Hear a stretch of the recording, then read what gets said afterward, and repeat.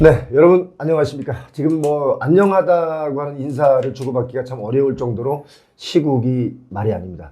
그런데도 불구하고 경제 얘기, 부동산 얘기를 또 끊임없이 해달라는 분들이 너무 많기 때문에 자, 오늘도 대한민국 최고의 감정평가사 또 전 협회 회장님이시기도 하셨던 우리 서동기 박사님 모시고 부동산 경제 이야기 나눠보겠습니다. 어서 오십시오. 네, 반갑습니다.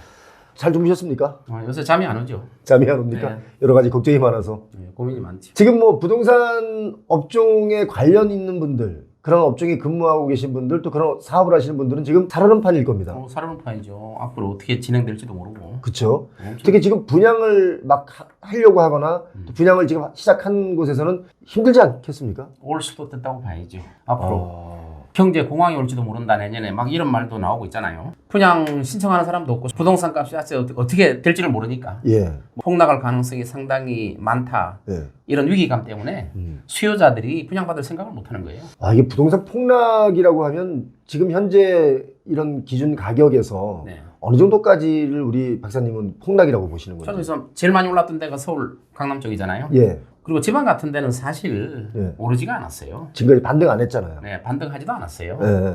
그러니까 떨어질 것도 없는데 거기서 또 떨어져요. 아. 불경기가 오면 부동산 가격이라는 게 항상 중심부에서 예. 외곽으로 갈수록 부동산 경기가 좋아지면 중심부부터 올라요. 예. 그리고 점점점 외곽으로 오르기 시작해요. 경기가 호황이 되면. 예. 근데 불경기가 되면 어때요? 떨어지기는 어디서부터 떨어지냐면 외곽부터 떨어져요. 그러니까 지방부터 떨어진다 이거죠. 그럼 오르지도 않는데 또 떨어지는 거네. 오르지도 않는데 또 떨어지는 거죠. 야. 가뜩이나 지금 미분양이 많은데 예. 더 건설사들이 부도들이 더 많이 늘어나겠죠. 지금 부산에 좀 전에 제가 데이터를 보고 왔는데 5천 채가 넘어요. 악성 미분양도 그렇고. 그럼요. 예. 더 늘어날 거예요 아마. 지금 건설사가 부도가 난 게 29개예요 금년에. 그중에 종합건설사만 12개예요. 그 다음에 지금 폐업한 데가 지금 2,000개가 넘어요. 그렇죠. 금년만. 그러니까 뭐 종합건설사하고 전문건설사 다 합쳐서 2,000개가 예, 넘죠. 다 합쳐서 2,000개 넘는다 이거죠. 야, 지금 부동산 시장이 꽁꽁 얼어붙었는데 계속해서 서울의 아파트 값은 오른다. 그리고 사실 분양가도 지금 굉장히 비싼데도 서울의 경우는 완판이 되는 경우도 있었단 말이죠. 네, 있었죠.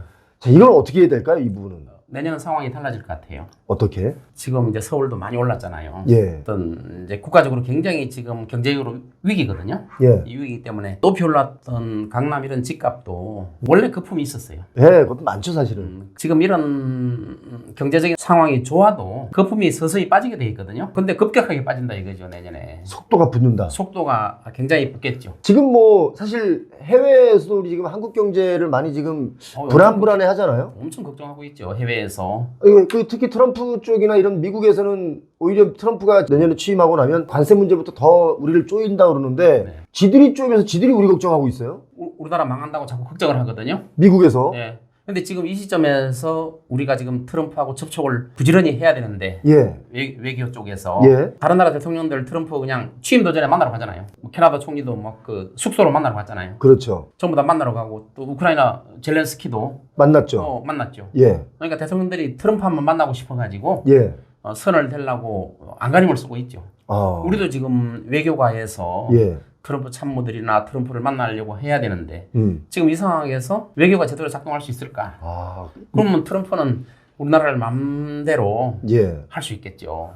아, 그러면 지금 현재 그 외교 자체도 이미 다 막힌 거잖아요. 막힌 거죠. 외교가 막혔다고 봐야죠. 그럼 어떤 그 리스크를 빨리빨리 우리가 대응하기에는 속도가 지금 없으니까 네, 속도가 없죠. 그냥 그대로 지금 당하는 수밖에 없는 수도 있고. 당하는 수밖에 없죠. 지금 이 정치적인 문제 이런 문제가 해소가 되지 않으면 예. 우리는 지금 국민들이 정치인들을 걱정하고 있어요. 아니 정치인들이 국민을 걱정해야 되는 거 아니에요? 아, 솔직히 그동안 그래 왔잖아요. 네. 이게 사실 국민들이 열심히 일하고 자기 막 먹고 살기 바쁘고. 먹고 살기 바쁜데 그런데 지금 정치인 걱정해야 되고. 그러니까 정치에 무슨 관심이 있어요 국민들은. 지금 뭐 먹고 살기 힘드는데. 그렇죠. 국민들은 의식주 해결되면요. 그게 최고인 거예요. 최고죠. 사실은 그게 제일 평화로운 세상인데 이게 지금 경기도 침체가 오고 정치도 이렇게 리스크가 생기고 하다 보니까 특히 이제 우리나라 같은 경우는 한국의 그 부동산 자산이 가계별로 한 7, 80% 차지한단 말이에요. 거의 80% 가까이 돼요. 엄청 많아요. 많아요. 근데 이게 20%, 30%, 만약에 30% 전체적으로 폭락한다고 싶으면 이건 정말 가계부채 많은 분들은 예. 파산할 수도 있겠죠. 그렇죠. 네. 그래서 지금 보니까 시행사들이 이제 막 강남에 땅 사놓은 분들 있잖아요. 네. 수도권에 땅 사서 아파트를 지으려고 하거나 아니면 오피스 빌딩을 지으려고 하거나 이런 빌딩들 준비하시는 분들이 지금 올 스톱 됐다고 봐야죠. 망한 분들이 많아요. 많이 무너졌죠. 지금. 신문에 다 나지 않아서 그렇지. 예. 굵직한 시행사들이 예. 이미 부도가 나 있는 상태고 예. 짓다가 예. 아마 내년에는 더 도미노처럼 더 폭발적으로 늘어날 것 같아요. 그런데 보니까 그런 이제 땅을 사서 막 뭔가를 하려다가 망했는데 그 보통 이제 PF 부실로 인해서 이게 망가지고 그 땅이 새롭게 또 나와서 또 누군가 주인을 찾아가야 되잖아요. 보통 순서가. 그 절차가 우리나라에서는 이루어지지 않았어요. 그죠? 사실은 우리나라에서 2, 3년 전에 예. PF가 문제가 생겼을 때 부실을 터뜨렸어야 돼요. 터뜨리지 않으니까 계속 안고 갔죠. 계속 정부에서 안고 갔잖아요. 그래서 시행사가 망한 이유가 보니까 뭐냐면 그 이자를 못 줘서 아웃. 아웃된 거죠. 예. 계속 정부에서 안고 갔기 때문에 그때 터뜨려가지고 무너지면 그 다음 사람이 땅을 싸게 사잖아요. 또 예. 싸게 사면 싸게 산 그것만큼 분양가도 좀 낮아질 거고. 분양가가 더 낮아지고 예. 그럼 부동산 가격이 안정될 거 아니에요. 더 예. 다운되고 근데 그런 그걸 절차를 밟아야 되는데 계속 정부에서 막아왔단 말이에요. 버티게 하고 또 좀 더 인공호흡 좀 해주고. 네, 물론 정부 입장에서도 이해는 되죠. 예. 경제가 망가지니까 음. 연착륙을 시키자 하는 건데 예. 실제로 그걸 막음으로써 더 큰 폭탄이 내년에 생길 가능성이 많아요. 내년에 PF 문제가 예. 이게 보통 문제가 아닐 것 같아요. 아, 지금 우리가 지금 물밑에서 지금 뭔가 막 문제가 골마 터지는 것들이 터져 나오는 시기가 이제 25년 내년일 것이다. 특히 이게 지금 뭐 정상적인 정부 운영으로 인해서 잘 굴러가도 내년이면 터질 텐데. 그렇죠. 그렇지 않으니까 더 속도가 더 빨라질 수도 있다. 속도가 굉장히 빨라질 수 있죠. 아하. 모든 부동산 정책들이 예. 올스톱 돼버리기 때문에 자, 그러면 박사님 궁금한 게 뭐냐면 지금 뭐 일기 신도시부터 재건축 단지들이 많이 있지 않습니까? 네네. 예정 단지들이 여기 지금 재건축 자체도 지금 못 가는 거 아닙니까? 원래도 뭐 분양가부터 분담금부터 뭐 여러 가지로 못 가지만 그거 아니라도 예. 몇 년 내에 된다. 2030년이면 뭐 완공이 된다 이런 말이 나왔는데 선도지구는 그렇게 예상을 선도지구는 그렇게 됐는데 그조차도 예. 지금 기약이 없어요. 일단 그거 아니라도 분담금이 얼마나 나올지도 모르는 거고. 그렇죠. 분담금 무서워서도 재건축이 안 되는 판에. 건축 기간이 어떻게 될지도 모르는 거고. 예. 그리고 이제 재건축에서 또 하나 중요한 게 있어요. 분담금이 많이 나오면 주민들이 반대하잖아요. 재건축이라는 게 나중에 분양 당시에 예. 아파트 값이 그만큼 올라가줘야 돼요. 그게 만일에 떨어져 준다든가 피평으로 간다든가 하면 그게 다 피해가 재건축 주민들한테 가는 거예요. 그럼 재건축은 해가지고 많은 손해를 볼 수 있죠. 그러니까 지금 재건축의 가장 큰 걸림돌이 앞으로 부동산 값이 이만큼 더 오를 것이다 이런 기대. 그게 돼야 이제 되는 거보다 분담금이 예. 지금 뭐 분담 같은 데도 뭐 3억에서 뭐 5억 이렇게 막 추측하고 있는데 예. 실제는 얼마가 나올지 몰라요. 지나봐야 하는 거예요. 저희 그 분당 선도지구 선정된 그 단지에 사시는 분들이 메일이 여러 통이 왔는데요. 저희한테. 그래요? 어떤 분들이 이제 본인들이 직접 분담금과 부담금까지 합쳐서 그러니까 뭐 전기 끌어오고 아, 예. 뭐 하다 부담금이 또 이런 게 있잖아요. 그러니까 여러 가지 보니까 한 12억까지 예상하시더라고요. 근데 그게 지금 시선에서 12억이지 이게 입주 때까지 준공 때까지 시간이 아직도 있기 때문에 물가가 또 오를 거 아닙니까? 그러면 12억이 아니고 15억으로 될 수도 있는 거고. 더 많이 될 수도 있고 예. 또 그거보다 줄 수도 있는데 문제는 아파트 값조차 안 오르고 떨어진다면 예. 이중고를 겪는 거죠 이제. 이중고. 분담금도 더 많이 나오고 그다음에 아파트 값도 떨어지면 아파트 값이 계속 오르라고 상상하고 재건축을 하는 거예요. 그렇죠. 근데 아파트 값이 떨어진다. 떨어질 가능성이 지금 많거든요. 이런 상황에서는. 예. 나중에 분양 당시 아파트 값이 떨어져 있다. 그러면 분담금에 플러스 또 고통이 추가되는 거예요. 분양이 안 되면. 자, 지금 이거 한번 여쭤볼게요. 대다수의 많은 이 부동산 관련 업을 하시는 분들 중에 이런 말 하시는 분들이 있거든요. 뭐냐? 장기 침체. 그래서 우리가 일본처럼 아파트 가격 또는 상업용 부동산의 가격이 정말 우리가 상상하는 것보다 훨씬 더 드라마틱하게 하락으로 떨어질 수 있다. 그리고 그게 오래 갈 수 있다. 그 이유가 경제적인 성장률 자체가 낮아지고 또 침체가 깊어지고 길어지고 또 인구도 지금 이 수요를 받쳐줄 만한 인구들이 지금 현재 없잖아요. 바로 그러니까 그거죠. 그래서 이걸 어떻게 예상하시는지. 바로 그게 저출산 장기 저성장으로 예. 가는데 예. 일본이 과거에 1990년에 그 침체 직전에 부동산 폭락 예. 직전에 인구 증가율이 신생아 증가율이 1%가 넘었어요. 우리는 지금 0.7이죠. 0.6, 0.7. 네, 0.6, 0.7 이렇게 되는데 일본보다 상황이 더 안 좋아요. 그렇죠. 일본은 지금 현재 출산율이 우리보다 2배예요. 일본은 그때 펀더먼털이 튼튼했어요. 예.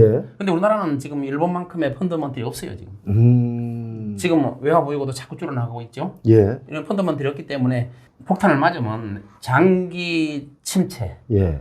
일본이 한 20년 정도 부동산 값이 그냥 초토화돼 버렸거든요. 아, 거의 그리고 뭐. 2017년부터 이제 좀 오르기 시작했어요. 예. 그것도 동경 중심부를 중심으로 해서 고급 맨션을 중심으로 해서 오르기 시작했어요. 좀 올랐어요. 예. 그 20년 동안 떨어진 거거든요. 계속 조금씩 떨어진 거죠. 이렇게 조금씩.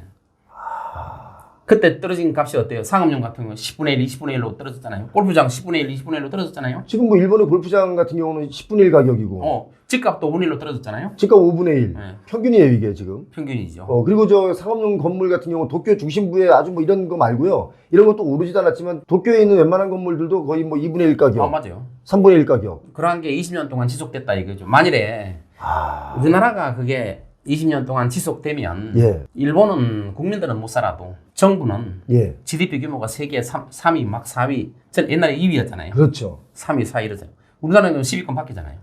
그러면 지금 우리나라가 과연 견디겠느냐? 못 견딘다. 못 견디는 거예요. 잘못하면 회생 불능 상태가 올 수도 있다는 거죠. 지금 우리가 그런 위치에 놓여 있는 거죠. 그런 위치에 놓여 있는 거죠. 거기다 지금 이 정치적인 이런 문제가 아니라도 우리나라가 상당히 장기 저성장으로 갈 판이었는데 이런 정책의 문제가 없을 때 우리 한국은행에서 내년 경제 성장률을 1.9로 예상했잖아요. 예. 그다음에 내후년은 1.8로 했잖아요. 예. 그거 이제 수용할 거예요. 예. 더 내려가게. 훨씬 더 내려가겠죠. 사실은 경제 성장률이 2m로 내려가면 그거는 침체라고 봐야 돼요. 그게 장기적으로 가고 우리가 지금 예상했던 것보다 더 큰 폭의 경제 성장률이 하락하게. 예전에 아주 유명하신 우리나라의 경제 이걸 좀 운영하시던 높은 직책에 있는 분이 저한테 경제 성장률 2.0과 1.9의 차이가 뭔지 아냐고 저한테 물어보는 거예요. 그래서 사실 그 깊이를 잘 모르겠습니다. 왜냐면 이분이 워낙 경제적으로 학자로 유명하신 분이니까. 그래서 제가 그렇게 얘기했더니 1.9, 그러니까 2% 아래로 내려오면 정말 맨날 보너스 받고 잘 다니던 은행도 구조조정을 한다는 거예요. 맞아요. 그 차이가 엄청나요. 일자를 그리느냐, 2가 되느냐는 차이가 엄청나요. 0.1 차이지만 예. 그 차이는 엄청난 거예요. 우리도 그렇잖아요. 그 남자들 예를 들어서 키가 170이냐 169냐 엄청난 차이 나잖아요. 근데 경제성장은 여기에 비할 바가 아니지만 어쨌든 2.0 밑으로 내려가 1%대가 들어갔다. 이거는 대기업도 예. 구조조정이 들어가고 지금도 대기업들이 지금 거의 냉각 상태에 있어요. 제가 어제 그 삼성 쪽에 네.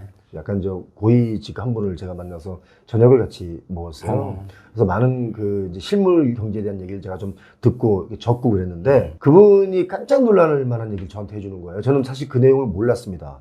내용이 뭐냐면 삼성전자가 네. 300조 매출이 지금 13년째인가 오고 있대요. 그러니까 매출이 늘지 않는 상황에서 그 안에 여러 가지 회사 내에서 조정을 통해서 이익을 내고 또 뭐 했다는 거예요.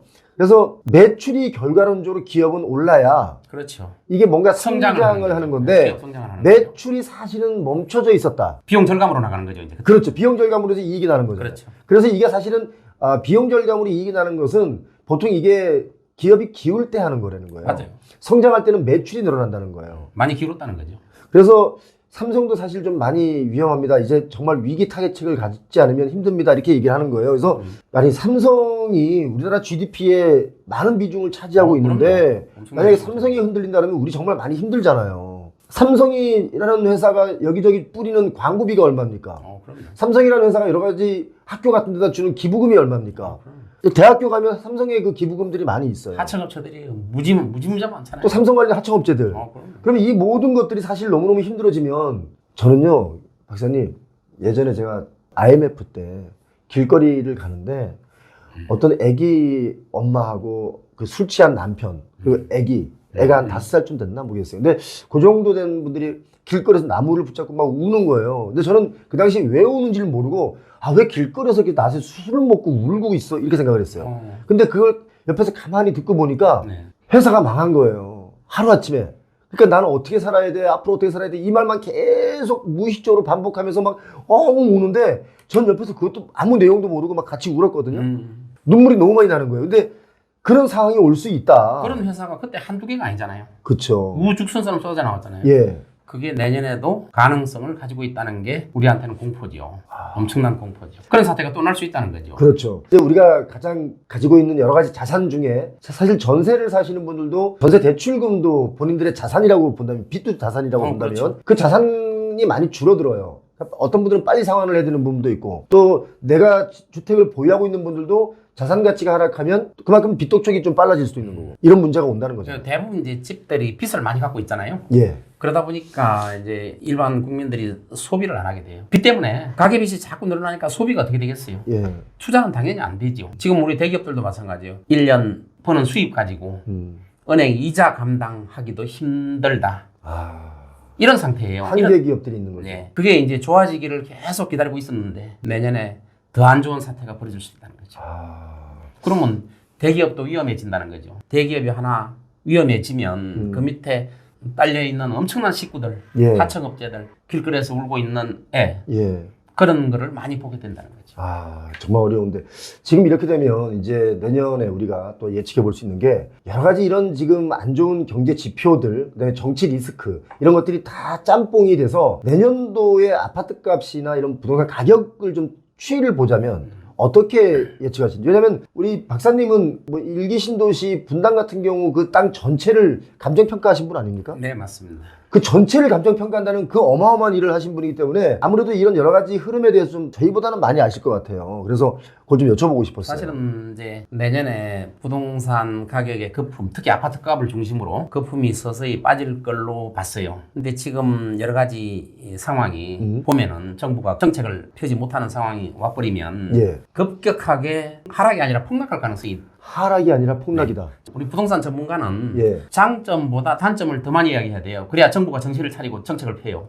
저는 그 말씀에 동의합니다. 그 전문가가 장점만 얘기하면 그건 장사꾼이죠. 미안하지만 전문가가 아니죠. 그렇죠. 예. 단점을 주로 이야기해줘야 그 단점을 고친다고. 보통 정책적으로. 장점만 얘기하는 그 부동산 관련 유튜브들 있잖아요. 네. 솔직히 장사꾼들이 거의 대다수예요. 네, 장점만 이야기하는 거는 저는 전문가로서는 조금 예. 부족하다고 저는 저는 그래서 표영호 TV가 처음에 태동 자체가 좋은 건 좋다, 문제가 있는 건 문제가 있다. 이런 것들을 한번 생각해 봐야 된다. 이런 것들을 포함해서 얘기를 한다고. 그게 좋은 거죠. 예. 저 같은 경우도 부동산 값이 내년에 상당히 거품이 빠지고 하락할 것이다 하면서도 속으로는 어떤 마음인지 알아요? 정부가 정신 차려가지고 예. 좀 적게 떨어졌으면 좋겠다. 그렇지. 왜냐하면 떨어지는 폭이 급격하게 떨어지면 예. 장기 경제 침체가 와버리니까. 그리고 또 어떤 분들 이게 있어요, 박사님. 급격하게 폭락해라 이런 분들도 있어요. 왜냐면 폭락을 하면 나는 그때 살 거야라는 분도 있는데 사실 폭락하면 지금 못 사요. 못 사요. 더 떨어질까봐. 주식 떨어질 때 살 수 있어요? 올라갈 때 사지? 마찬가지인데 사실 폭락하면 그 갑자기 준비가 안 된 분들 못 사요. 오히려. 그래서 폭락하면 왜 못 사냐면은 예. 직장도 부도가 나고 월급도 못 받고 이런 사태가 하기 때문에 오히려 더 못 사는 사태. 천천히 이렇게 그렇죠. 하향 안정화. 네, 서서히 거품이 빠지고. 근데 그동안에 거품이 너무 빨리 올랐어요. 그쵸. 그것도 문제예요. 아하. 그동안에 이제 정부가 거품을 키우는 정책을 해왔어요. 2022년도에 아파트가 한 30% 40% 빠졌잖아요. 예. 강남도 빠졌잖아요. 예. 근데 그걸 정부가 부채를 공적 부채죠. 예. 그런 부채를 풀면서 부동산 값을 떠받쳤잖아요. 그렇죠. 다시 원위시켜 놔버렸잖아요. 강남은. 예. 강남 다시 지금 뭐 고점 거의 뚫고 올라간 네, 것도 뚫고 있고. 올라갔죠. 내년에도 마찬가지예요. 부동산 값이 막 이렇게 떨어지면 정부가 그런 정책을 펴가지고 공적인 자금을 푼다고 그러잖아요. 예, 예. 부동산 값의 폭락을 막기 위해서. 예, 예. 근데 지금은 정부 기능이 상당히 없어졌고 정부가 그런 정책을 과연 시행할 수 있겠느냐. 그렇기 때문에 부동산 값 폭락은 기정사실화될 것이다. 정부가 이제 폭락 상황을 막을 정책을 피지를 못하는 거예요. 지금 사실 이런 말씀드리면 죄송하지만 거의 지금 뭐 거의 무정부 상태 아닙니까? 그렇죠. 왜냐하면 정책을 뭔가 해서 뭔가 막 치고 나가기에는 이게 좀 뭔가 이렇게 활성화되지 않고 있잖아요. 그렇지. 뭔가 내 맘대로 이렇게 뭔가 할 수도 없는 거고. 그래서 지금 그런 문제가 있는데 그럼 아파트 값은 정말 하락이 아니고 폭락을 예상하신다. 네, 그렇죠. 가슴 아프지만 예. 빚을 많이 내신 분들 또 경매 물건 많이 쏟아지겠는데요. 이 폭락이 되는 원인이 예. 우리나라 자체도 있지만 예. 지금 대외 상황이 너무 안 좋아요. 지금 트럼프 취임을 1월 20일 날 취임하거든요. 트럼프가. 예, 예. 1월 20일 날 트럼프 취임하면은 관세 폭탄부터 엄청난 외교적인 행사를 해야 되는데 그걸 우리가 지금 하기가 힘들잖아요. 예. 그럼 고스란히 우리가 얻어맞을 수 있어요. 잘못하면 트럼프는 우리나라를 예. IMF의 희생양으로 삼을 수도 있어요. IMF는 좀 미국 자금이에요, 거의. 그렇죠. 그러니까 IMF가 터지면 미국은 긍정적인 효과를 가져오는 거예요. 그 미국 입장에서는. 미국 입장에서 엄청나게 빌려주잖아요. 미국 돈을 빌려주는 거예요. 예. 이자도 싸지도 않아요. 비싸게 주고 다 뺏어가는 거지 네. 뭐 또. 근데 이제 못 사는 나라, 우리나라보다 훨씬 못 사는 나라가 IMF가 오면은 못 받을 가능성이 많아요. 남미 이런데. 그렇지. 근데 우리나라는 받을 수는 있으니까. 국민성이 훌륭하니까 지금 IMF가 와도 나중에 받을 수 있기 때문에 얼마든지 빌려준단 말이에요. 그렇지. 한국인들은 뭔가 어려우면 또 잘 일어나기 잘 때문에 극복을 하잖아요 또. 많이 빌려주고 이자도 세게 해가지고 많이 받으면 되니까. 네, 우리 과거 극복을 했잖아요. IMF를. 그렇죠. 금방 극복했잖아요.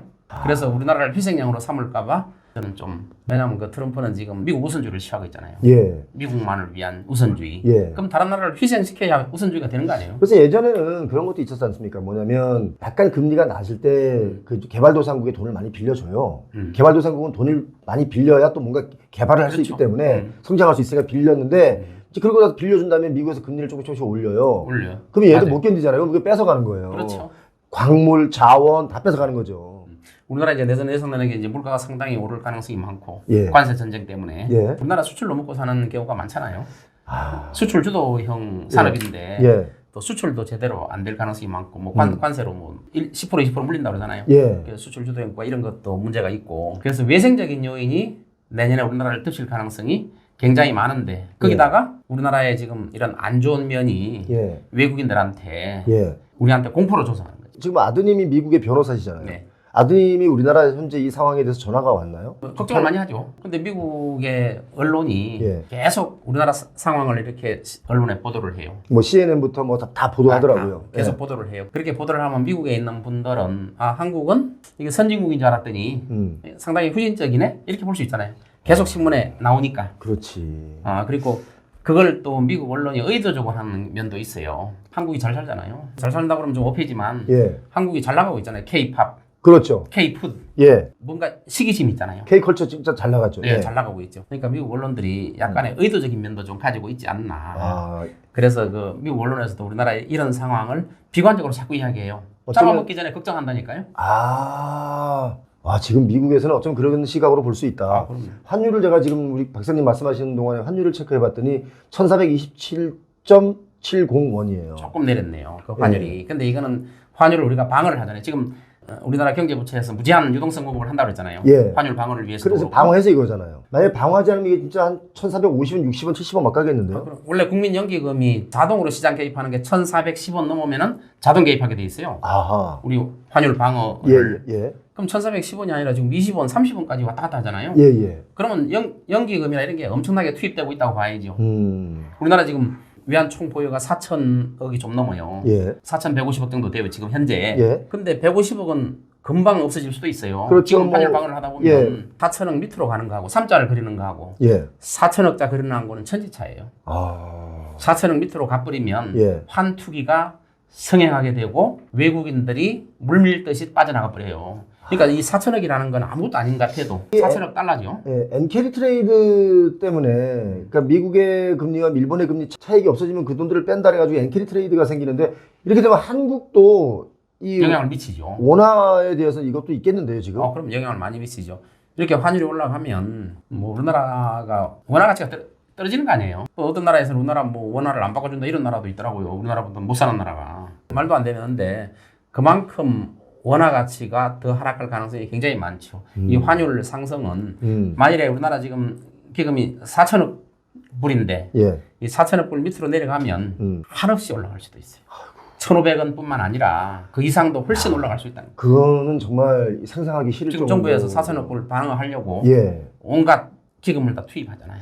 요즘에 제가 여러 가지 그 경영인들, 경제인 분들을 제가 이렇게 참 많이 만나 뵀는데 그분들이 하는 말씀이 다 밤에 잠을 못 잔대요. 너무 걱정스러워서. 그럼요. 그 정도로 잠을 못 자고 다들 기분이 안 좋대요. 잘 주무세요? 저도 사실은 솔직하게 말씀드리면 어제도 2시간, 그저께도 2시간, 지금 뭐 계속 며칠 동안 하루에 2시간 이상 잔 적이 없어요. 네, 잠을 저도 못 자겠더라고요. 내년에 부동산이 폭락한다고 말을 하면서도 예, 불안하니까. 야, 진짜 이렇게 폭락해서 장기 저성장으로 가버리면 우리 국민들의 삶이 형편없이 될 텐데 이런 걱정들. 그러면 예를 들어서 일본에 빗대자면 2021년에 최고의 집값이 앞으로 뭐 일본처럼 된다면 20년 동안 그 집값을 회복 못할 수도 있는 거 아닙니까? 못할 수도 있죠. 20년 동안 장기 저성장 침체가 올 가능성도 가지고 있죠. 지금 봐봐요. 일본은 지금 한 20년 정도 침체를 겪었어요. 엄청나게 폭락을 했죠. 예. 막 버블이 꺼지면서. 예. 그때 우리나라 상황하고 유사한 게 굉장히 많아요. 뭐 가계부채 폭증 막 이렇게 예. 비슷해요. 너무 닮았어요. 그 다음에 중국 부동산 시장 완전히 망해버렸잖아요.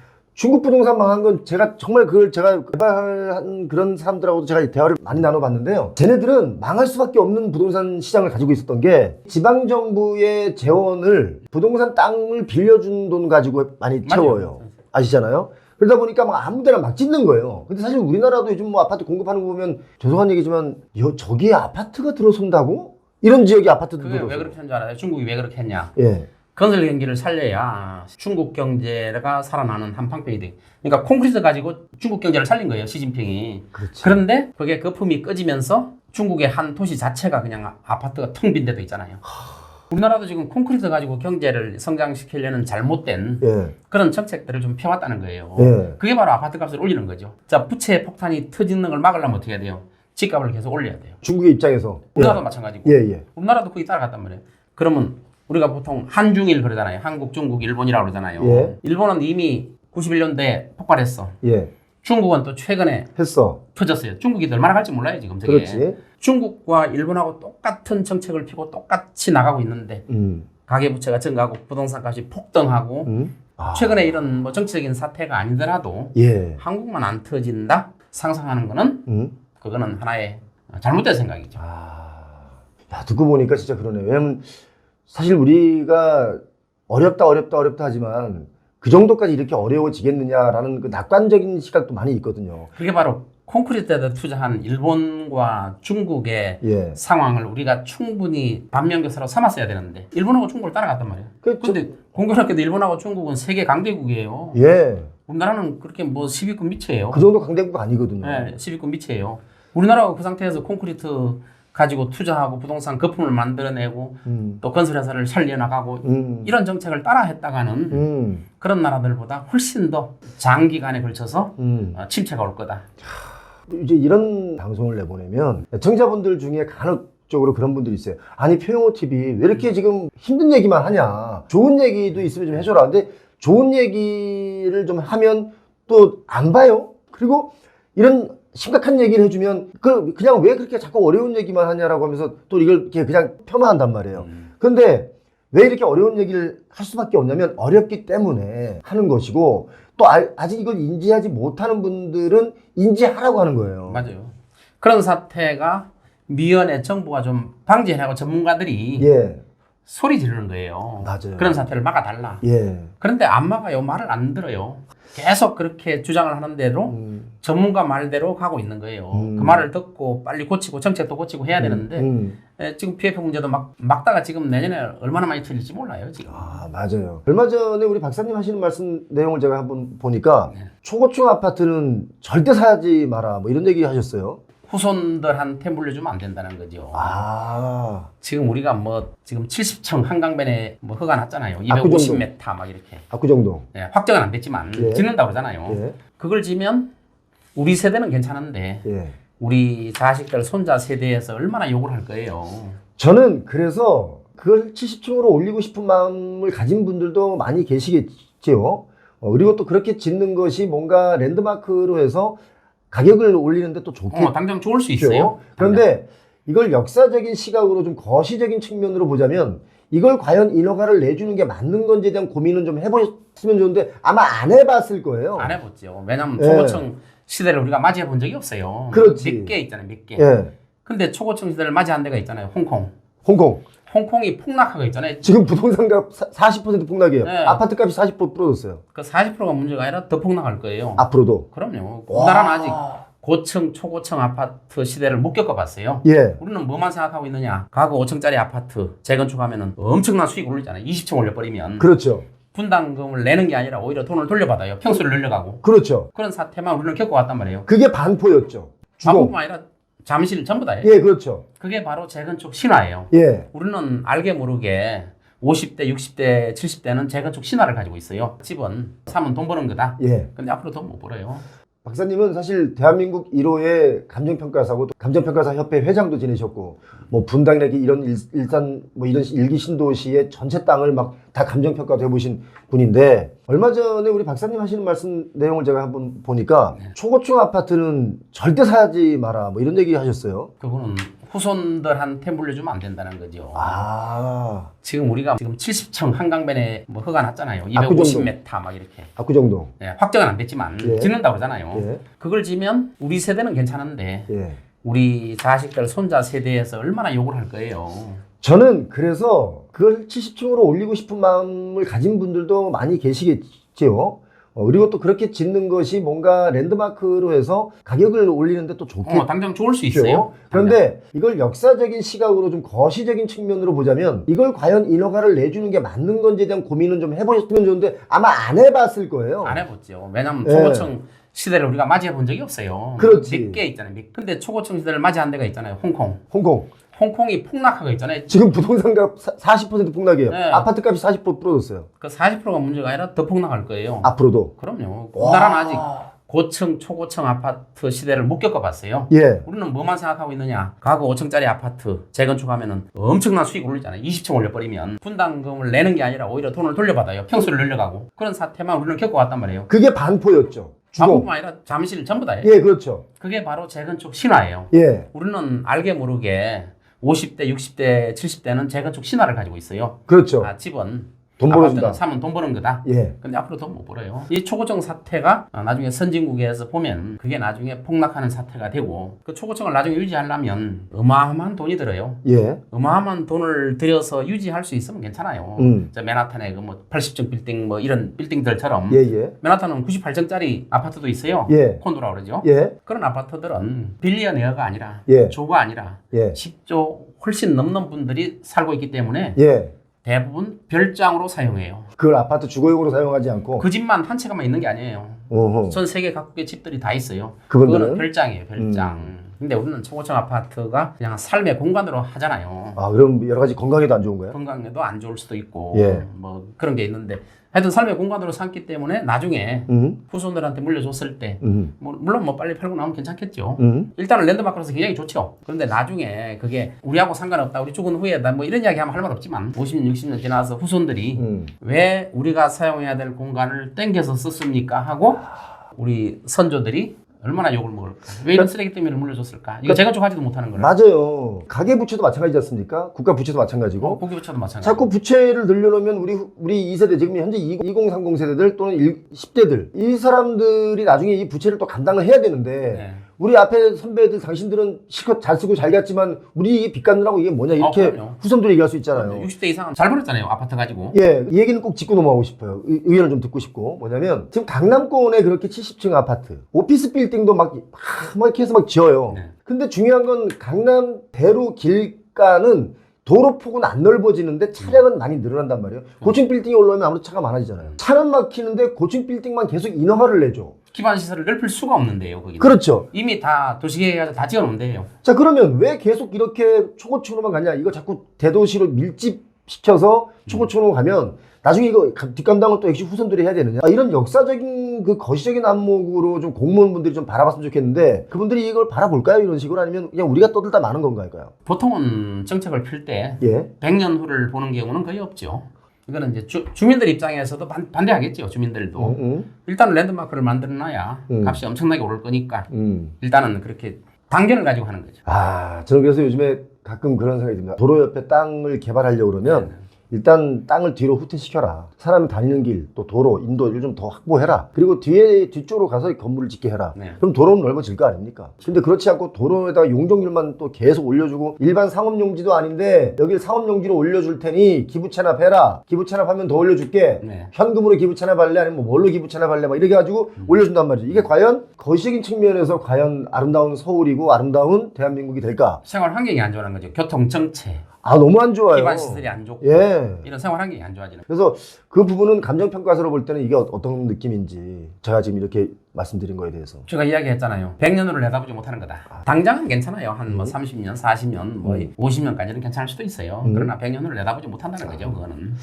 사실 우리가 지금 가뜩이나 부동산 경기가 얼어붙고 힘들어 가고 있는 와중에 네. 또 여러 가지 이런 리스크들이 막 주변에 터졌단 말이죠. 이 서동기 박사께서 보실 때 앞으로 우리 상업용 부동산 또 주거용 부동산 전체적인 부동산 시장을 한마디로 정리하면 뭡니까? 지금 당분간 1년 동안 앞으로 1년 동안 1년 동안 보면은 예. 일단 상업용 부동산은 미국 같은 데는 거의 뭐 오피스 빌딩을 중에서 붕괴됐다고 봐요.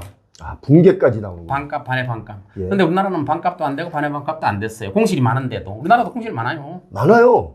가로수길 뭐 한 집 건너 하나 뭐 거의 공실이에요. 여기 강남대로 도산대로 여기 지금 강남에도 지금 그 오피스 빌딩의 공실이 얼마나 많은지 그럼. 아세요? 이제 미국 같은 데는 공실률이 생겨서 임대료가 안 들어오면 건물값이 바로 떨어져요. 아하. 바로 미국의 감정평가는 수익에 기반한 감정평가예요. 무조건. 무조건. 임대료가 떨어지면 예를 들어 임대료 반 정도 비었다.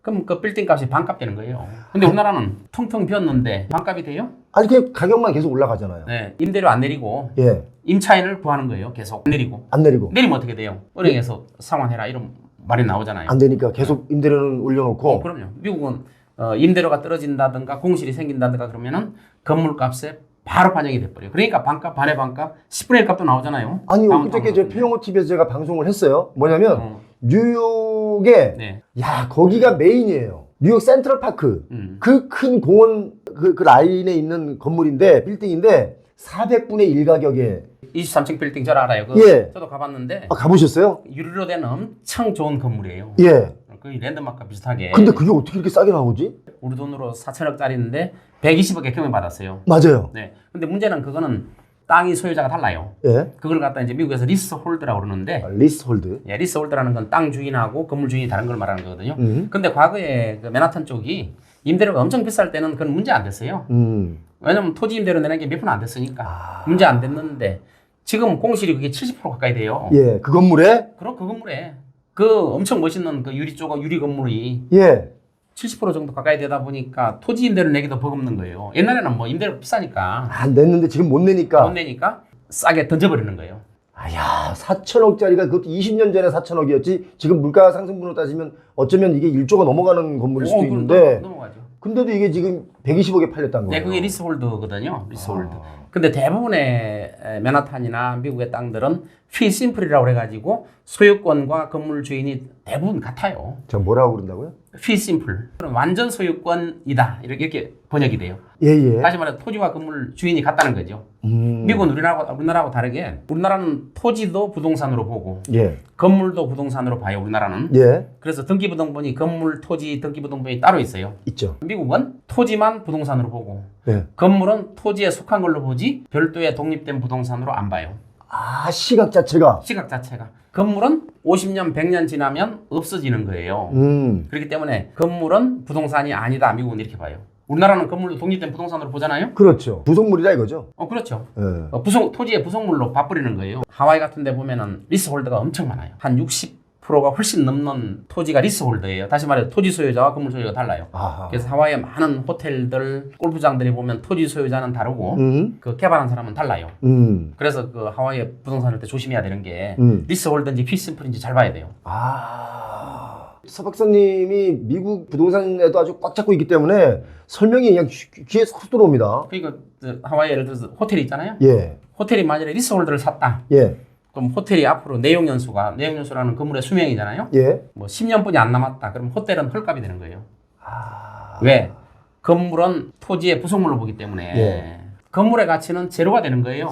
수명이 다 되면. 자, 그런 미국 시장과 또 대한민국이 그렇게 부동산을 사랑하는 국가로서 또 대한민국 부동산의 앞으로 이 가격 이런 거 전반적으로 우리나라는 이제 부동산을 사랑한 게 예. 부동산을 사랑한 나라가 옛날에 세 나라가 있었어요. 예. 일본, 중국, 한국. 엄청나게 사랑했죠, 부동산을. 결국 우리 한중일이구나. 네. 부동산을 사랑했어요. 그 예. 사랑의 결과가 어떻게 돼요? 지금 파탄으로 끝났잖아요. 처참하지. 근데 우리나라는 아직도 그냥 사랑으로 봐요. 아직도 부동산 갖고 있는 게. 그래서 부동산 표주비율이 70% 80% 되잖아요, 지금. 일본에 예전에 유명한 연예인이 있어요. 가수. 네네. 이분이 30년 전에 4조 원 그 당시 우리나라 돈 규모로 어마어마하죠, 그 당시에. 4조 원의 부동산을 갖고 있었어요. 이분이 일본 부동산 폭락기 때 계속 잃어버린 30년 예. 때 결국 지하철 노숙자로 살았습니다. 그렇게 될 수 있다니까요. 예. 4조가 아니라 400조라도 그렇게 될 수 있다니까요. 이게 바로 거품 붕괴예요. 거품 붕괴. 버블이 꺼지면 예. 우리가 그 비뉴풍선 날리는 게 버블이잖아요. 예. 버블 커트려 봐요. 아무것도 없잖아요. 제로가 되는 거예요, 제로.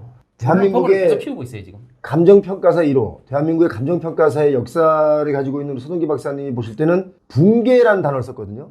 사실 붕괴라는 단어는 전문가들이 웬만하면 안 쓰는 단어인데 지금 놀라운 단어가 나온 겁니다. 여러분 지금 서 박사님의 의견을 다 듣고 나니까 제가 그동안 예측했던 것들이 제가 어느 선에서까지만 전달을 드렸는데 사실 붕괴란 단어까지는 쓰고 싶지 않은데 서 박사님이 쓰셨어요. 우리 그 표영호 대표님께서는 이제 부동산 공부를 엄청 많이 했잖아요. 근데 제가 들으면 지식이 굉장히 많아요. 예. 저는 이제 36년 동안 실무에도 있었고 부동산 강의도 하고 공부도 하고 그랬는데도 아직도 부동산이 뭔지 이게 맞을까 이런 의구심을 가질 때가 있어요. 그런데 항상 그 예측을 할 때 예. 다른 나라를 보고 예. 다른 나라 영향을 보는 거거든요. 예.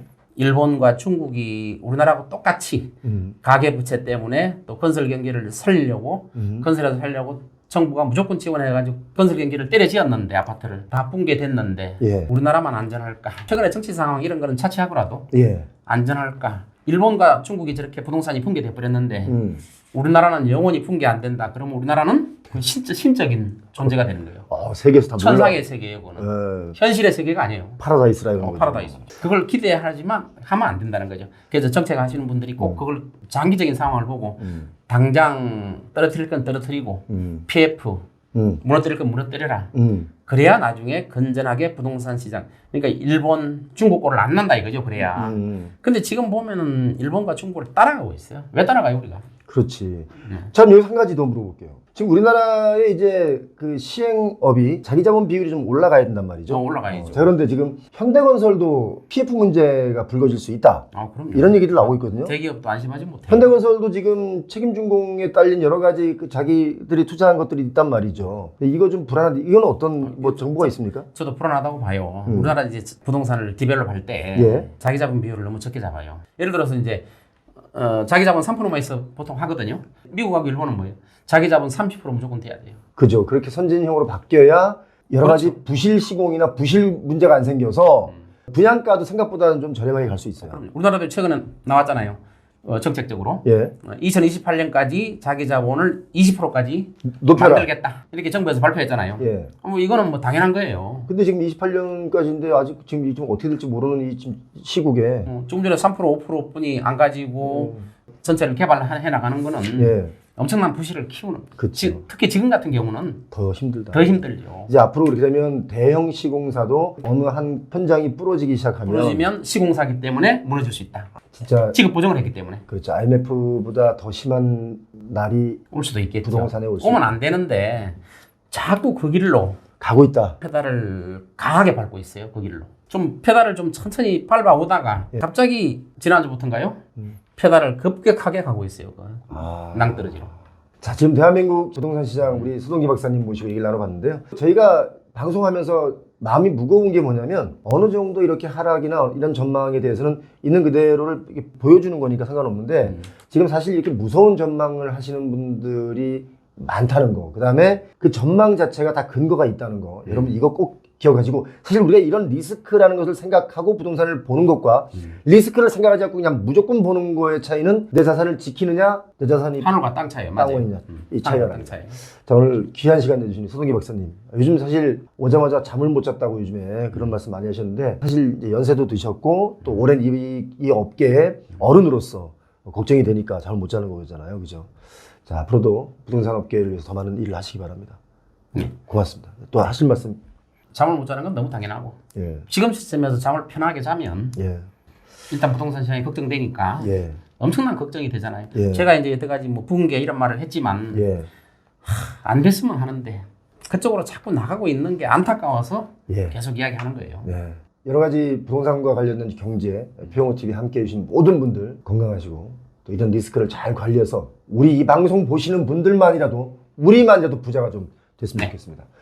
고맙습니다. 네.